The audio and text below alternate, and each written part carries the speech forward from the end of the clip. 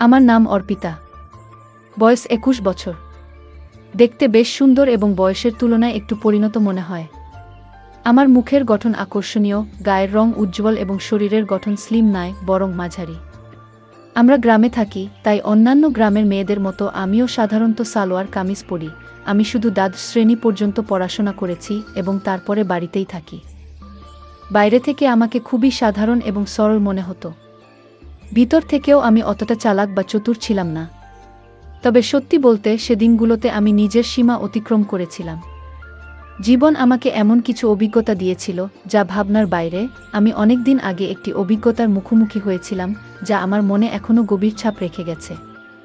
ঈশান ভাইয়ার সঙ্গে আমার পরিচয় এমন এক সময় হয়েছিল যখন আমার জীবনে অনেক একাকিত্ব ছিল।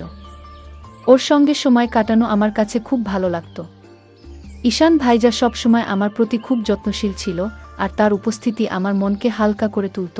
প্রথম দিকে যখন ওর সাথে সময় কাটাতাম তখন শরীরে যেন একটু বাড়তি চাপ অনুভব করতাম। মনে হতো যেন একটু বিশ্রামের দরকার। কিন্তু ধীরে ধীরে সবকিছু স্বাভাবিক হয়ে আসতে লাগলো। সময়ের সঙ্গে সঙ্গে আমাদের মধ্যে এমন একটি রুটিন তৈরি হয়ে গেল যে সুযোগ পেলেই আমরা একসঙ্গে সময় কাটানোর জন্য উন্মুখ হয়ে থাকতাম। তবে বাড়িতে অন্য কেউ থাকলে আমাদের একটু ভয় লাগতো যদি কেউ দেখে ফেলে। কিন্তু কেউ আমাদের সম্পর্কে কিছু সন্দেহ করত না, কারণ ঈশান ভাইজা সবসময় আমাকে দিদি বলে ডাকত। আসলে আমি বয়সে তার থেকে ১-২ বছরের বড় ছিলাম। তাছাড়া তখন শীতকাল ছিল, তাই সবাই ঘরে নিজেদের কাজে ব্যস্ত থাকত। আর ঈশান আমার মামাতো ভাই।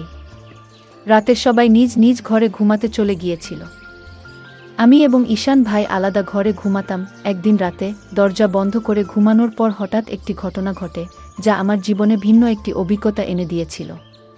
তখন আমাদের বাড়ির এক সদস্য, আমার মাম, অনেক বেশি অসুস্থ হয়ে পড়েছিলেন। সেই কারণে আম্মু এবং আমি তাকে দেখতে তাদের বাড়িতে যাই। আমাদের নিয়ে আসার জন্য ঈশান ভাই গাড়ি নিয়ে এসেছিল। প্রথমেই সে এসে আম্মুর পা ছুঁয়ে সালাম করল। তারপর আমাকে দেখে অবাক হয়ে বলল, আপনি তো অনেক বড় হয়ে গেছেন। গাড়িতে করে আমরা বাসায় ফিরছিলাম। তখন সন্ধ্যা ৭টা বাজে। আমরা দেরি করেই রওনা দিয়েছিলাম, তাই সময় লেগেছিল। বাড়ি পৌঁছে দেখি মামা রান্না করছেন আর মাম বিছানায় শুয়ে আছেন। আম্মু রান্নাঘরে ঢুকে মামাকে বকতে লাগলেন, যখন এত সমস্যা ছিল তখন আমাকে আগেই জানালে ভালো হতো। এত কষ্ট করার কি দরকার ছিল? আম্মু রান্না করতে লাগলেন আর আমি মামিকে দেখে তার পাশে বসে পড়লাম। মামু আমাকে দেখে বেশ খুশি হলেন, কিন্তু তার শারীরিক অবস্থা খুবই খারাপ ছিল। কিছুক্ষণ পর আম্মু মামিকে খাবার দিলেন এবং নিজ হাতে তাকে খাইয়ে দিলেন। ততক্ষণে ঈশান ভাই আমাকে ডাকলেন। আমি তার দিকে তাকিয়ে জানতে চাইলাম কি হয়েছে। ঈশান ভাই আমাকে তার কথাগুলো শোনানোর জন্য অপেক্ষা করছিলেন, যা পরবর্তীতে আমাকে একটি নতুন অভিজ্ঞতার মুখোমুখি করেছিল। রাতে খাওয়ার জন্য যখন আমি ঘরে ঢুকি তখন ঈশান ভাই খাবার খাচ্ছিলেন। আমাকে দেখেই সে বলল, দিদি চলে আসুন, খাবার খান। আমি বললাম, না ভাইজা, আপনি আগে খান, আমি পরে খাবো। কিন্তু সে আমাকে জোর করেই বসালেন। আমিও খুব ক্ষুধার্ত ছিলাম, তাই বেশি আপত্তি করলাম না। আমরা মজা করে একসঙ্গে খাবার খেয়ে নিলাম, কারণ আমরা আসার সময় চিকেন নিয়ে এসেছিলাম। খাওয়া শেষ হওয়ার পর আমি আম্মুর ঘরে ঘুমাতে যাওয়ার জন্য রওনা দিলাম। তখন ঈশান ভাই বলল, দিদি যদি কিছু মনে না করেন তবে এখানে আমার ঘরেই ঘুমান না? আমি একটু অবাক হয়ে বললাম, না ভাইয়া, আমি আম্মুর কাছেই ঘুমাবো। কিন্তু সে বারবার অনুরোধ করতে থাকলো। শেষে আমি বললাম, ঠিক আছে, এখানে থাকবো, কিন্তু আগে আম্মুকে জানিয়ে আসি। ঈশান ভাই আম্মুকে গিয়ে জানালেন যে আমি তার ঘরে থাকছি। এদিকে আমি আমার সালোয়ার কামিজ বদলে ঈশান ভাইয়ের দেওয়া লোয়ার আর টি শার্ট পরে নিলাম, কারণ আমার পোশাকটা একটু বেশি টাইট ছিল। আমাকে সেই পোশাকে দেখে ঈশান ভাই হেসে বললেন, দিদি আপনাকে এই পোশাকেও অসাধারণ লাগছে। তুমি এত সুন্দর কেন? আমি তাকে কিছু বললাম না, শুধু হেসে কথা ঘুরিয়ে দিলাম। এরপর আমি গায়ে চাদর দিয়ে বিছানায় বসে পড়লাম আর ঈশান ভাই নিজের চারপাইতে শোয়ার ব্যবস্থা করতে লাগলেন। তখন আমি বললাম, ভাইজান বিছানাতেই ঘুমিয়ে পড়ুন, এখানে অনেক জায়গা রয়েছে। খাওয়া দাওয়ার পর ঈশান ভাইও চাদরের মধ্যে এসে বসে পড়লেন। ঈশান ভাই ছিলেন খুবই হাসি খুশি এবং মজার মানুষ। তিনি মজার মজার কথা বলে আমাকে অনেকক্ষণ হাসালেন। কথা বলতে বলতে কখন যে রাত 11টা বেজে গেল এবং কখন যে আমি ঘুমিয়ে পড়লাম বুঝতেই পারিনি। সকালে ঘুম ভেঙে দেখি ঈশান ভাই আমার চুল নিয়ে খেলা করছেন। আমাকে দেখে তিনি হাসি মুখে বললেন, গুড মর্নিং দিদি। ঘুম কেমন হলো? আমি হাসতে হাসতে বললাম, খুব ভালো হয়েছে ভাইজা। তারপর আমরা দুজন চাদরের মধ্যে বসে চা খেতে শুরু করলাম। সেই সময় আম্মু আমাদের জন্য গরম গরম চা নিয়ে এসেছিলেন। সকালটা খুবই ঠান্ডা ছিল, তাই চাদরের মধ্যেই চা খাওয়া হলো। ঈশান ভাই তখন বারবার আমার দিকে তাকাচ্ছিলেন। আমি হাসি মুখে জিজ্ঞেস করলাম, কি ভাইজা, এমন করে তাকিয়ে আছেন কেন? তিনি মজা করে বললেন, আপনার চোখ দুটো খুব বড় এবং সুন্দর।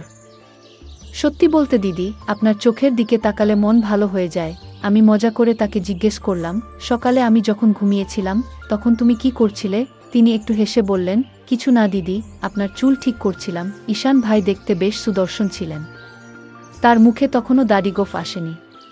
তার ত্বক খুবই পরিষ্কার ছিল এবং আমার চেয়ে সামান্য কম লম্বা ছিলেন। তার এমন কিছু আচরণ মাঝে মাঝে আমাকে একটু অবাক করত। সকালটা বেশ ব্যস্ততার মধ্যে শুরু হয়েছিল।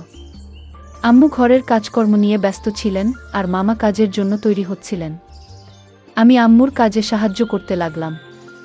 এর মধ্যেই মামা খাবারের প্যাকেট নিয়ে কাজে বেরিয়ে গেলেন। আমার সকালে স্নান করার অভ্যাস অনেক দিনের, তাই প্রতিদিনের মতো আমি স্নান করতে বাথরুমের দিকে যাচ্ছিলাম। কিন্তু আমি জানতাম না যে ঈশান ভাইও এই সময় স্নান করেন। বাথরুমের দরজা খোলার সঙ্গে সঙ্গে আমি লজ্জায় লাল হয়ে গেলাম এবং দ্রুত নিজের ঘরে ফিরে এলাম। ঈশান ভাই তখন স্নানে ব্যস্ত ছিলেন। তার মুখে সাবান ছিল এবং তিনি আমাকে দেখতেও পাননি। কিন্তু আমি এতটাই লজ্জা পেয়ে গিয়েছিলাম যে সেই দৃশ্য বারবার আমার মনে ভেসে উঠছিল। আমি ঘরে বসে নিজের মতো করে কিছু একটা ভাবছিলাম আর একা একাই হাসছিলাম। ঠিক তখনই ঈশান ভাই স্নান সেরে ঘরে এলেন। আমাকে একা একা হাসতে দেখে তিনি মজা করে বললেন, কি হলো দিদি, আজ তো বেশ খুশি লাগছে। ঈশান ভাইয়ের কথা শুনে আমি একটু চুপ হয়ে গেলাম এবং বললাম, না ভাইজান, তেমন কিছু না, আপনার কথাই ভাবছিলাম। তিনি ফোন চালাতে চালাতে পাশে বসে বললেন, আমার ব্যাপারে এমন কি ভাবছিলে যে এত হাসি পাচ্ছে? আমি একটু হেসে বললাম, না ভাইজান, থাক, এটা বলার মতো কিছু নয়। কিন্তু ঈশান ভাই তখন জিদ ধরে বসলেন, না দিদি, বলো না। না বললে আমি ভুল কিছু মনে করব। তখন আমি বললাম, প্লিজ ভাইজান, এটা নিয়ে আর কিছু ভাববেন না। এরপর আমি তাড়াতাড়ি উঠে স্নানে চলে গেলাম। স্নান শেষে আমি নিচে হাফ প্যান্ট আর টপ পরে ফিরলাম। তখনও ঈশান ভাই সেখানেই বসেছিলেন। স্নানের সময় আমি চুলও ধুয়েছিলাম, তাই ঘরে ফিরে চুল শুকোচ্ছিলাম। মজা করার জন্য আমি জেনে বুঝেই পানি একটু ঈশান ভাইয়ের দিকে ছিটাচ্ছিলাম। এটা দেখে হঠাৎ ঈশান ভাই উঠে দাঁড়ালেন এবং আমার চুল ধরে আমাকে বিছানায় বসিয়ে দিলেন। তার আচরণে আমি রাগ করে উঠে বললাম, এটা কি হচ্ছে ঈশান? রাগের বশে আমি তার হাতে একটি মৃদু আঘাত করলাম। এরপর ঈশান ভাই কোনো কথা না বলে চুপচাপ ঘর থেকে বেরিয়ে গেলেন। তার এই আচরণে আমিও কিছুটা হতবাক হয়ে গেলাম। আমার মনে খুব আফসোস হচ্ছিল যে হয়তো আমাকে এটা করা উচিত ছিল না। কিন্তু আমি জানতাম ঈশান ভাই যা করতে যাচ্ছিলেন তাতে যদি আমি তাকে থামাতে কোনো পদক্ষেপ না নিতাম তবে হয়তো তিনি থামতেন না। এরপর আমি তাড়াতাড়ি নিজের চুল ঠিক করলাম এবং গোসল করে আম্মুর কাছে চলে গেলাম। আম্মু শুধু মামির কথা ভাবছিলেন। তিনি ওনার জন্য ওষুধ দেখিয়ে দিয়েছিলেন, গোসল করিয়ে দিয়েছিলেন এবং খাবারও প্রস্তুত করে রেখেছিলেন। তখন আম্মু বললেন, তাড়াতাড়ি ঈশানকে ডেকে আনো, সে গরম গরম খাবার খেয়ে নিক, পরে খাবার ঠান্ডা হয়ে যাবে। আমিও জানতাম যে ঈশান ভাই আমার উপর রেগে আছেন। যখন আমি তাকে ডাকতে গেলাম দেখলাম তিনি ছাদের উপর আছেন। ঈশান ভাই ছাদের উপর বসে ফোনে কিছু দেখছিলেন। আমি পেছন থেকে ডাক দিলাম, ভাইয়া, নিচে চলে আসো।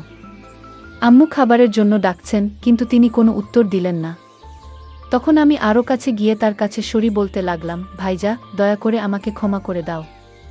রাগের মাথায় এমনটা করে ফেলেছি। তবু তিনি চুপ করে থাকলেন এবং আমাকে উপেক্ষা করতে লাগলেন। আমি আরও কাছে গিয়ে তার হাত ধরে বললাম, ভাইজা, ভুলটা শুধু আমার নয়, তোমারও। তুমি আমার চুল এত জোরে টেনে ধরেছিলে, তাই আমার রাগ উঠে গিয়েছিল। এতে এত রেগে থাকার কি হলো? প্লিজ রাগ ভেঙে ফেলো। এটা শুনে ঈশান ভাই রাগ করে তার হাত সরিয়ে উঠে দাঁড়ালেন। আমার চোখে পানি এসে গেল। আমি প্রায় কান্নার স্বরে বললাম, ভাইজা, প্লিজ এতটাও রাগ করো না। যদি সেই চড়ের কথাই হয় তাহলে একটা নয়, আমাকে দুটো চড় মেরে দাও। কিন্তু এমন চুপচাপ থেকো না। আমার চোখে পানি দেখে তিনি ধীরে ধীরে বললেন, আচ্ছা ঠিক আছে, কেঁদো না। তুমি কাঁদলে মোটেও ভালো লাগবে না। কিন্তু তোমার হাত তোলাটা ঠিক হয়নি। ঠিক আছে, এবার চলো খাবার খাই। আমি আবার বললাম, তুমি আগে বলো যে তুমি আমাকে মাফ করে দিয়েছ। ভাইজা হেসে বললেন, এই যে, এবার থামো, খুব বেশি মাফ চেয়ে ফেলেছ।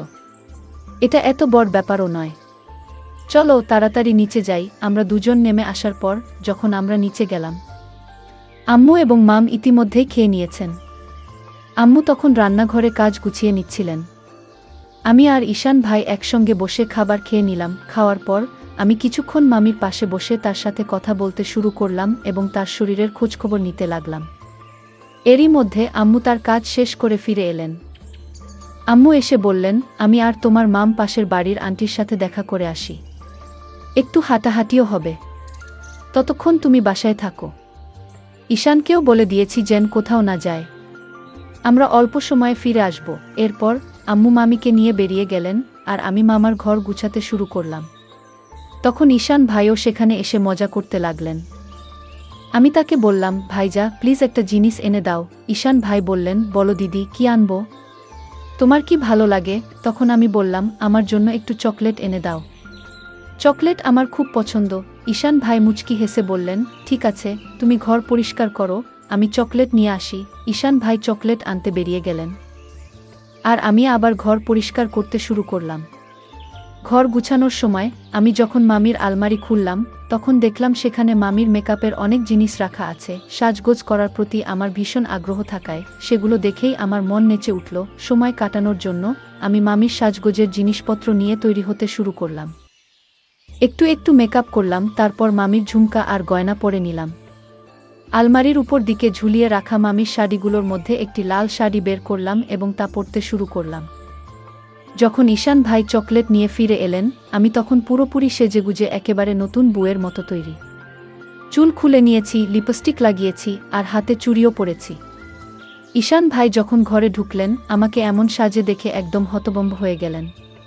তার মুখ থেকে শুধু বের হলো, দিদি তুমি তো অসাধারণ দেখাচ্ছ। আমি তার কাছ থেকে চকলেট নিয়ে বিছানায় বসে খেতে শুরু করলাম। ঈশান ভাইও পাশে বসে গেলেন আর তার চোখ আমার উপর থেকে সরছিল না। তখন আমি বললাম, ভাইজা এত তাকিয়ে থেকো না, এতে আমি অস্বস্তি বোধ করছি। ঈশান ভাই হেসে বললেন, কি করব দিদি, তোমার উপর থেকে চোখ সরানোর মনে হচ্ছে না। তুমি শাড়িতে এত সুন্দর দেখাচ্ছ যে মনে হচ্ছে যেন সত্যি কোনো পরী। এরপর মজা করে বললেন, মন চাইছে তোমাকে বউ বানিয়ে ফেলি। আমি বুঝতে পারছিলাম সে মুহূর্তে তার মনে কি চলছিল, কিন্তু আমি হালকা হাসি দিয়ে বিষয়টি অন্যদিকে ঘুরিয়ে দিলাম। আমি মজা করে ঈশান ভাইকে বললাম, তাহলে আর থেমে কেন? বলো, আমাকে স্ত্রী বানিয়ে কি করবে? ঈশান ভাই একটু হেসে বললেন, থাক দিদি, জানি তুমি ইচ্ছে করেই ভান করছো। আমি তখন বললাম, তুমি কি তাহলে তোমার দিদিরই সুযোগ নিতে চাও? জানো, যদি আম্মু জানেন বা মামা জানতে পারেন আমাদের কি অবস্থা হবে? ভাইয়া বললেন, দিদি এত ভাবনার কিছু নেই, আমরা তো ঘরেই আছি আর কেউ জানতে পারবে না। তুমি শুধু একটা বার হ্যাঁ বলো, আমি সব সামলে নেব। আমি মুচকি হেসে বললাম, তাহলে আগে বলো, তুমি কি আমার এই শাড়ি দেখে এত কথা বলছো, নাকি আগে থেকেই এমন ভাবনা ছিল? ঈশান ভাই হেসে বললেন, সত্যি বলতে তুমি যখন এসেছো তখন থেকেই মনে হচ্ছিল তুমি যদি একবার রাজি হও সব সহজ হয়ে যাবে। আমি মজা করে বললাম, ঠিক আছে, যখন তুমি চাও আমি তোমার কথা শুনি। তাহলে তোমার দায়িত্ব ভালো করে পালন করো। এই কথায় ভাইয়া খুব খুশি হয়ে বলল, ধন্যবাদ দিদি, জানতাম তুমি আমাকে না করবে না, তুমি সত্যিই সেরা। আমি বললাম, থামো তো, এত প্রশংসা করার দরকার নেই, আর সন্ধ্যায় আমার জন্য চকলেট আনতে ভুলবে না। ভাইজা বলল, ঠিক আছে দিদি, যা চাইবে সব আনবো, একটু অপেক্ষা করো। ঈশান ভাই বেরিয়ে যাওয়ার পর আমি একটু অস্বস্তি অনুভব করলাম। যখন তিনি ফিরে এলেন, আমি বললাম, ভাইজা এই মুহূর্তে আমার একটু অসুবিধা হচ্ছে, সন্ধ্যায় এ বিষয়ে কথা বলবো, আর এখন আমাকে সময় দাও, ঠিক আছে? কিন্তু ঈশান ভাই আমার কথায় থামল না। সে শান্ত গলায় বলল, দিদি এত ভাবছো কেন? ভয় পাওয়ার কিছু নেই, সব ঠিক থাকবে। তবে যদি তোমার অস্বস্তি হয়। আমি মুচকি হেসে বললাম, অস্বস্তি হলে তুমি চোখ বন্ধ করে নিতে পারো, তাই না? আমিও চোখ বন্ধ করলাম। সেই মুহূর্তে ঈশান ভাই কিছু বলতে যাচ্ছিল, কিন্তু ঠিক তখনই দরজায় হঠাৎ করাঘাতের শব্দ হলো। আমরা দুজনেই থমকে গেলাম। কিছুক্ষণ পর বাইরে থেকে আম্মুর গলা শোনা গেল, কেউ কি ঘরে আছো? দরজা খুলবে না? আমি সঙ্গে সঙ্গে বিছানা থেকে উঠে দাঁড়ালাম, কারণ আমি শাড়ি পরে পুরো সাজগোজ করেছিলাম আর উপরে ছিলাম মামির ঘরে। ঈশান ভাইয়েরও মেজাজ পুরো নষ্ট হয়ে গেল, কিন্তু ভাইয়ার মুখ দেখে আমার ভেতরে ভেতরে হাসি পেয়ে যাচ্ছিল। তৎক্ষণাৎ আমি ঈশান ভাইকে ঘর থেকে বের করে দিলাম, নিজেও শাড়ি খুলে নরমাল কাপড় পরে নিলাম, তারপর আবার ঘর গুছানো শুরু করলাম। এদিকে আম্মু জানালেন, মামিকে বারান্দায় বসিয়ে রেখে সোজা রান্নাঘরে গিয়ে চা বানাতে ব্যস্ত হয়ে গেলেন।